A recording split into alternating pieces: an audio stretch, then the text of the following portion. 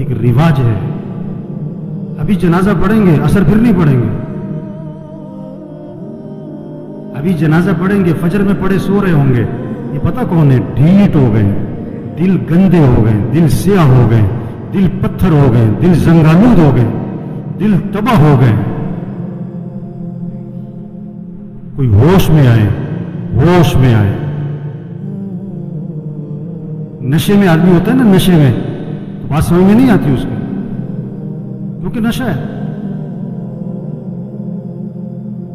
نشہ صرف شراب اور چرس کا نہیں ہے، یہ پیسہ بھی نشہ ہے، یہ جوانی بھی نشہ ہے، یہ کاروبار بھی نشہ ہے، یہ جہالت بھی نشہ ہے. آج لوگ نشے میں، جو اذان سن کے نماز پڑھنے نہیں جاتا یہ نشے میں، جو فجر میں نہیں اٹھتا نماز نہیں پڑھتا یہ نشے میں، یہ ٹن ہے.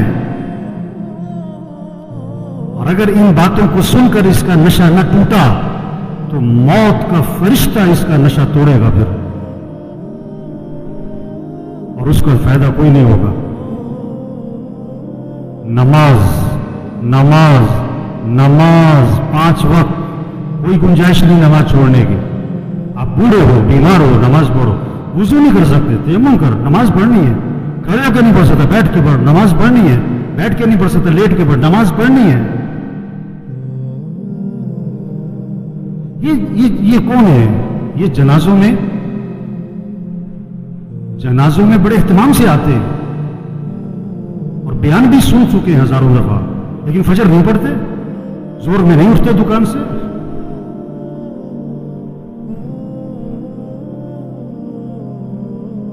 حضور اکرم صلی اللہ علیہ وسلم فرما رہے ہیں نماز میری آنکھوں کی ٹھنڈک ہے، اور نماز آپ کے لیے مصیبت بنی ہوئی ہے. آپ سے فجر میں اٹھنا مصیبت بنا ہوا ہے، آپ سے اذان سن کے دکان چھوڑنا مصیبت بنا ہوا ہے. اللہ کے نبی تو فرمایا نماز میری آنکھوں کی ٹھنڈک ہے. آپ نے فرمایا اسلام اور کفر میں فرق کرنے والی چیز نماز ہے. اگر آپ نماز نہیں پڑھ رہے، اگر آپ نے آج فجر نہیں پڑھی، آپ کفر کی طرف جا رہے ہو. یہ جنازہ پیغام ہے، ہوش میں آؤ، نماز پڑھو، دین سیکھو. نماز کے فرائض سناؤ، نہیں آتے؟ کیوں نہیں آتے؟ سیکھے نہیں؟ دین سیکھو، یہ پیغام ہے. قرآن پڑھو، قرآن پڑھو، قرآن پڑھو. یہ قبر میں اخبار نہیں، یہ موبائل نہیں کام آئے گا. قرآن قرآن قرآن قرآن. سال ختم ہو رہا ہے، میاں صاحب کا، شیخ صاحب کا قرآن ختم نہیں ہوتا ہے. صبح اٹھتے ہی قرآن نہیں کھولتا ہے، موبائل کھولتا ہے. آپ صلی اللہ علیہ وسلم نے فرمایا قرآن پڑھا کرو، یہ قیامت کے دن تمہارے لیے سفارش کرے گا.